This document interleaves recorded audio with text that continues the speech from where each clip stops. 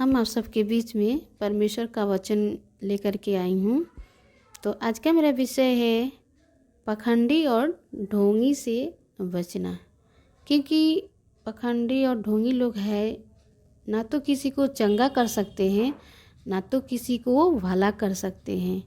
और सत्य के जो उपदेशक है, सत्य के सुसमाचार का प्रचार करते हैं।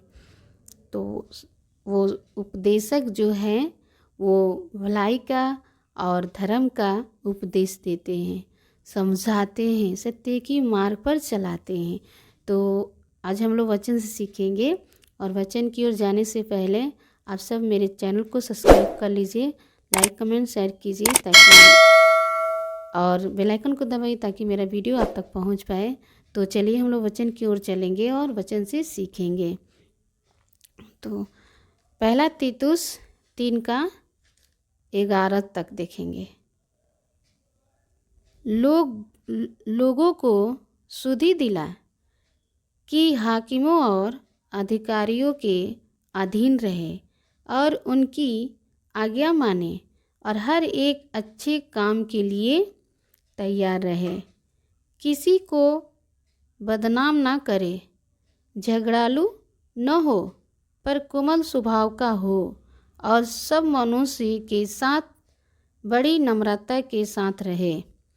क्योंकि हम भी पहले निर्बुद्धि और ज्ञान न मानने वाले और भरम में पड़े हुए और भिन्न प्रकार की अभिलाषाओं और सुख विलाप के दशवांत में थे और वैर भाव और डाह करने में जीवन व्यतीत करते थे और घृणित थे और एक दूसरे से बैर रखते थे। पर जब हमारे उद्धारकर्ता परमेश्वर की कृपा और मनुष्य पर उस प्रकार प्रेम प्रकट हुआ, तो उसने हमारा उद्धार किया, और यह धर्म के कामों के कारण नहीं जो हमने आप किए, पर अपनी दया के अनुसार नए जन्म की संतान और पवित्र आत्मा के हमें नए बनाने के द्वारा हुआ, जिसे उसने हमारे उद्धारकर्ता यीशु मसीह के द्वारा हम पर अधिकाई से उंडेला, जिसे हम उसके अनुग्रह से धर्मी ठहर कर अंत जीवन की आशा के अनुसार वारिस बने। यह बात सच है कि और मैं चाहता हूँ कि तू इन बातों के विषय में दृढ़ता से बोले, इसीलिए कि जिन्होंने परमेश्वर पर विश्वास किया है वे भले भले कामों में लगे रहने का ध्यान रखें। ये बातें भली और मनुष्य के लाभ की है, पर मूर्खता के विवादों और वंशवालियों और विरोध और झगड़ों से जो व्यवस्था के विषय में हो बचा रहे, क्योंकि वे निष्फल और व्यर्थ है। किसी पाखंडी को 1-2 बार समझा बुझा कर उसे अलग राह करे। किसी पाखंडी से उसको 1-2 बार समझा बुझा कर उससे क्या कर अलग रहा, यह जान कर कि ऐसा मनुष्य भटक गया है और अपने आप को दोषी ठहरा कर पाप करता रहता है। यहाँ पर परमेश्वर का वचन कहता है कि पाखंडी और इन पाखंडियों से क्या कर अलग रहा। तो आइए एक वचन और देखेंगे। 2 तीमुथियुस 3:1 से लेकर 8 तक। पर यह स्मरण रख कि अंतिम दिनों में कठिन समय आएंगे, क्योंकि मनुष्य स्वार्थी, लोभी, डींगमार, अभिमानी, निंदक, माता पिता की आज्ञा टालने वाले, कृतिगण, अपवित्र, दया रहित, क्षमा रहित, दोष लगाने वाले, असहमी, कठोर, भले के बैरी, विश्वासघाती, ढीठ, घमंडी और परमेश्वर के नहीं वरन सुख विलास ही के पहचानने वाले होंगे। वे भक्ति का भेष तो धरेंगे पर उसकी शक्ति को न मानेंगे। ऐसों से परे रहना।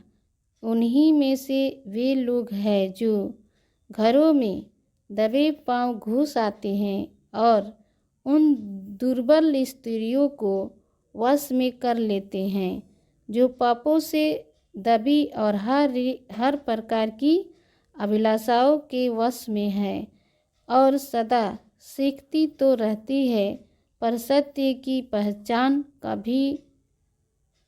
तक कभी नहीं पहुंचती। तो आइए एक और वचन देखेंगे।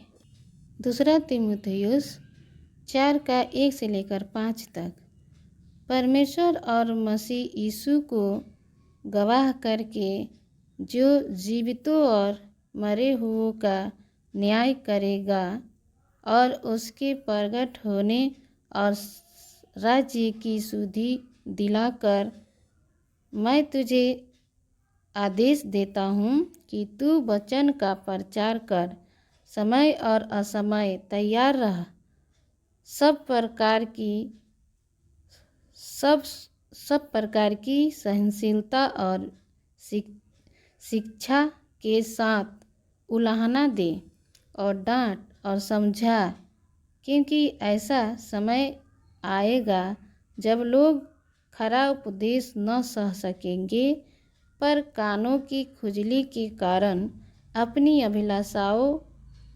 अभिलाषाओं के अनुसार अपने लिए बहुत से उपदेशक बटोर लेंगे और अपने कान सत्य से फेरकर कथा कहानियों पर लगाएंगे।